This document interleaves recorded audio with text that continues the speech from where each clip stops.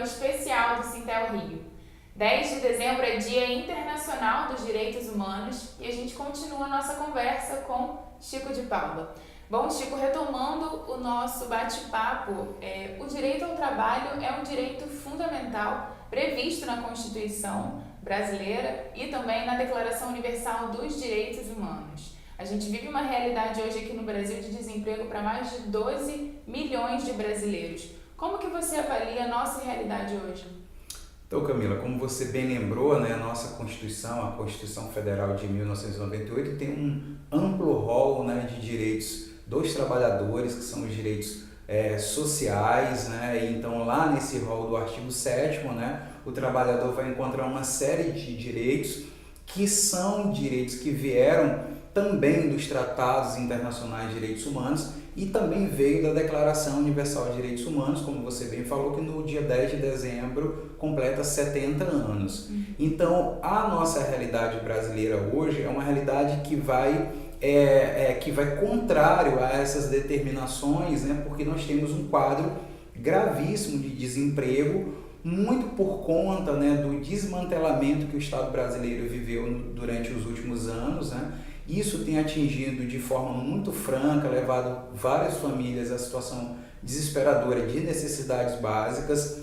Muitos políticos, né, elegem os direitos dos trabalhadores como o inimigo ao desenvolvimento do Brasil, quando na verdade não são os trabalhadores que são os inimigos do desenvolvimento do Brasil. Quando você vai nos rincões do Brasil, você percebe muito bem que vários empregadores ainda não respeitam os direitos básicos dos trabalhadores, muito embora a Justiça do Trabalho tenha andado bastante abarrotada com processos. A verdade é que se todos os trabalhadores que veem seus direitos violados levassem os seus direitos à Justiça do Trabalho, certamente nós teríamos um patamar, um número de processos muito maior. Então, o que nós precisamos, na verdade, é realizar de forma plena ou pelo menos realizar de forma aproximada o que a Constituição prevê, o que a Declaração dos Direitos Humanos prevê e que os outros tratados internacionais também prevêem no que se refere ao respeito à dignidade da pessoa humana enquanto trabalhador. O presidente eleito, por exemplo, já anunciou o fim do Ministério do Trabalho e o aprofundamento da reforma trabalhista. Qual é o impacto disso para a classe trabalhadora do Brasil? Então, Camila, é interessante pensar que muitas pessoas sequer sabem que a reforma trabalhista já está em vigor. Agora, no mês de novembro, a reforma trabalhista ela completou um ano em vigor, né? Foi uma lei que foi aprovada no ano de 2017, depois de vários embates entre governo e trabalhadores, passou a valer, salvo engano, a partir do dia 11 de novembro de 2017 e ela está sendo plenamente aplicada. O resultado imediato da reforma trabalhista é que o número de processos na Justiça do Trabalho caiu um patamar bastante significativo, o que demonstra que trabalhadores e também advogados, obviamente, né, estão preocupados e com receios de entrar, né, de dar entrada nos seus processos na Justiça do Trabalho, porque, entre outras coisas que a legislação trabalhista passou a prever a partir de 2017, é a aplicação, o pagamento das custas processuais e a condenação em honorários. Então, o trabalhador que ingressa na Justiça do Trabalho, ele não só pode ter o mérito da sua questão indeferida, como ele pode depois sair devendo ainda para a Justiça do Trabalho e também para o seu empregador. Então, o impacto imediato foi esse, criando uma restrição ao acesso à justiça, né? O princípio do acesso à justiça é um princípio que deve ser respeitado e ampliado num país em que muitas pessoas, sobretudo as pessoas mais pobres, não têm acesso à justiça. E quando você cria uma barreira nesse sentido, você dificulta o acesso à justiça. Então talvez, para que os trabalhadores que nos acompanham tenham uma real dimensão, talvez esse seja o melhor exemplo. É que os trabalhadores estão receosos de buscarem os seus direitos na Justiça do Trabalho, porque tem uma possibilidade não só do mérito da questão não ser alcançada, como ele ainda sair condenado por uma litigância de má fé e por aí vai. Então é bastante grave. Ou seja, além do trabalhador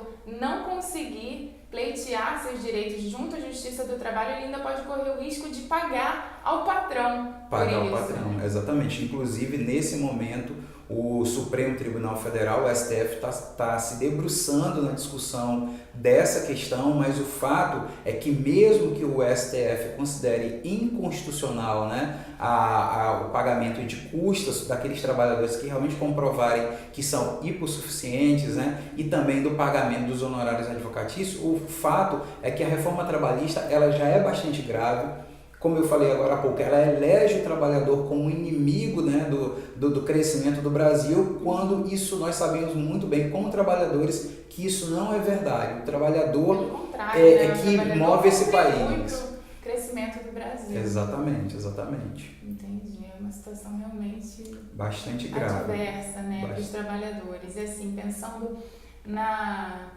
Declaração ainda dos Direitos Humanos, a gente tem um item, o item 4 do artigo 23 da Declaração Universal dos Direitos Humanos, fala sobre o direito ao trabalho, dispõe que todo homem tem direito a organizar sindicatos e a neles ingressar para a proteção de seus interesses. Queria te perguntar então, Chico, qual é a importância da organização dos trabalhadores diante de todo o cenário que a gente está vivendo aqui no Brasil? Então, Camila, os sindicatos eles são instrumentos, como eu falei agora há pouco, instrumentos fundamentais de organização dos trabalhadores, né? Existe hoje uma ideia sedimentada, né, que a grande mídia se orgulha muito de usar, né, de que os sindicatos são feudos, né, porque aí desqualifica os sindicatos, né? Quando, na verdade, o instrumento básico de qualquer democracia e um instrumento básico de exercício da cidadania são os sindicatos. Os sindicatos são instâncias que os trabalhadores criam, se apropriam para defender os seus próprios direitos, né? E como você bem lembrou, né, isso já está previsto lá na Declaração Universal dos Direitos Humanos, né, no seu artigo 23, e que se reflete na nossa Constituição Federal e que se reflete na maioria do ordenamento jurídico que está ao redor do mundo quando se pensa na proteção do trabalhador e numa condição minimamente adequada para que os trabalhadores desenvolvam suas atividades, né? Só lembrando, Camila, que embora a Declaração Universal dos Direitos Humanos de 1948 não estabeleça uma vinculação jurídica dos Estados, ele é a base moral para que os Estados respeitem, né, a condição mínima do trabalhador. E ele cria dois outros instrumentos, né, que é o Pacto Internacional dos Direitos Civis e Políticos e o Pacto Internacional dos Direitos Sociais, Econômicos e Culturais, que esse sim cria uma vinculação jurídica para os Estados. Então imagine o Pacto Internacional dos Direitos Civis e Políticos, onde os direitos dos trabalhadores estão enquadrados. Se algum Estado afrontar alguma daquelas normas, o país, o Brasil no caso, né, que é signatário, pode ser acionado internacionalmente e ser obrigado a pagar, né, a grupos de trabalhadores, a segmentos de trabalhadores, indenizações, por exemplo, porque violou aquele estatuto. Então, são instrumentos importantes e vale a pena comemorar a Declaração Universal, apesar de todas as críticas que a gente possa ter, né? Verdade.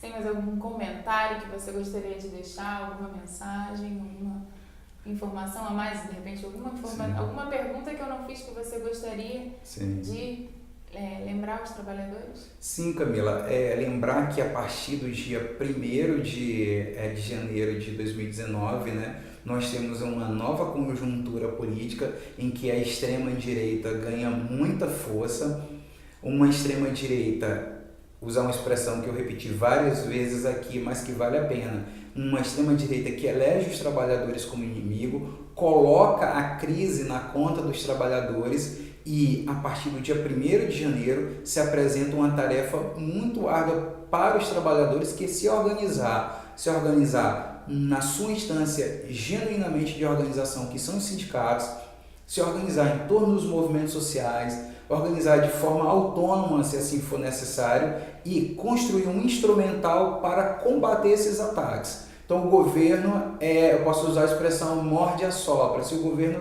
morde e nós reagimos, né, logo o governo vai pensar duas vezes em atacar a classe trabalhadora. Mas se nós recuamos, o governo vai se sentir cada vez mais à vontade para tirar os nossos direitos. E vai comendo pelas beiradas, tirando, né, gradativamente direitos, e se a gente não reagir, a gente não vai conseguir não só não conquistar novos direitos, como nós vamos perder os direitos que já estão estabelecidos na nossa Constituição, na CLT, que é a Consolidação das Leis do Trabalho, e em outros instrumentos jurídicos e políticos também que nos protegem de alguma forma. Então, eu acho que esse é o recado para os trabalhadores, não só a categoria do Sintel, mas toda a categoria dos trabalhadores de modo em geral, para se organizarem, e eu espero que a gente consiga se organizar de fato. Assim a gente espera, né? Foram direitos duramente conquistados, não tem sido fácil negociar com os patrões, né? E fica aí, então, essa mensagem para os trabalhadores. Obrigada pela sua participação, Chico. Camila, eu que agradeço o convite e me coloco à disposição para eventuais questões. A gente fica por aqui. Acompanhe mais notícias no site e nas redes sociais do sindicato. Até a próxima!